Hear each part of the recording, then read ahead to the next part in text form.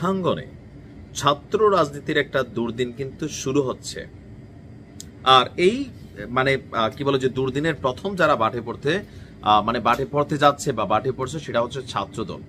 ছাত্র শিবির এখনো ওইভাবে বাটে পড়ে নাই, তবে তারাও বাটে পড়বে, কারণ অলরেডি ছাত্র শিবিরকে তাদের দেওয়া আবাসিক হলগুলোতে যে পানির ফিল্টার পাবলিক না সাধারণ শিক্ষার্থীরা টাইনা হ্যাসরাইয়া গেটের বাইরে ফালাইছে।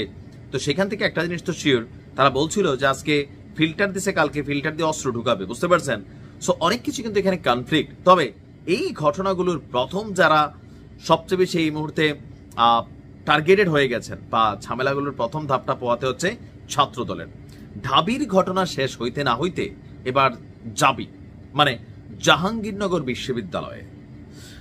সম্প্রতি জাহাঙ্গীরনগর বিশ্ববিদ্যালয়েও আপনার ছাত্রদল তাদের হল কমিটি দিয়েছে, আর হল কমিটি দেওয়ার পরে ঢাবির দেখা দেখি জাবিতেও একই আওয়াজ আমরা স্লোগান শুনতে পেলাম, 1 2 3 4 হল পলিটিক্স নো মোর। হল পলিটিক্সের বিরুদ্ধে ডাইরেক্ট অ্যাকশন টু অ্যাকশন। হল পলিটিক্সের কালো হাত ভেঙে দাও, গুড়িয়ে দাও। বুঝতে পারছেন যে কি পরিমাণ ভাঙাভাঙি বা গুড়াগুড়ির জন্য এই মুহূর্তে সাধারণ শিক্ষার্থীরা শক্ত অবস্থানে গেছেন। এখন এখানে শিবির কি কানেক্টেড গুপ্তভাবে? কারণ হলে শিবিরের নাকি কোনো কমিটি নাই, তারা খ্যাতমত করার জন্য পানির ফিল্টার দিছে, কিন্তু হলে কোনো কমিটি নেই। তারা মনে করে হলে ছাত্র রাজনীতির দরকারও নাই, রাজনীতি হবে শিক্ষাঙ্গনে বা ক্যাম্পাসে। যাই হোক, আপনার গতকালকে রাতে গভীর রাতে বিশ্ববিদ্যালয়ের তাজউদ্দিন আহমেদ হল থেকে প্রথম শিক্ষার্থীর একটি মিছিল বের করেন। সেই মিছিলটি সবগুলো যে হল আছে আবাসিক হল, সেই হলগুলোকে প্রদক্ষিণ করার সময় বিভিন্ন হল থেকে আবার অনেক ছাত্র এসে এই মিছিলে যোগ দেন। এরপর মিছিলটি উপাচার্যের বাসভবনের সামনে গিয়ে অবস্থান নেয়। এক পর্যায়ে শিক্ষার্থীদের সঙ্গে কথা বলতে আসেন উপাচার্য মোহাম্মদ কামরুল হাসান। এই সময় জাবির শিক্ষার্থীরা তার কাছে 6 দফা দাবি জানায়।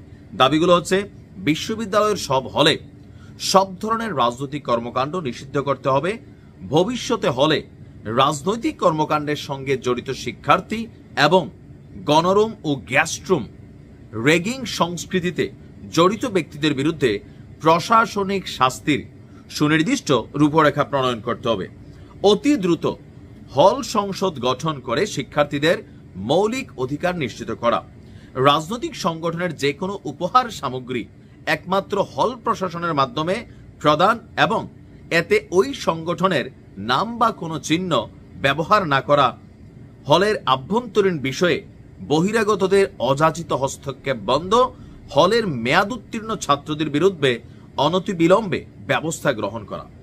খুবই গুরুত্বপূর্ণ কিছু ইস্যু আনছে।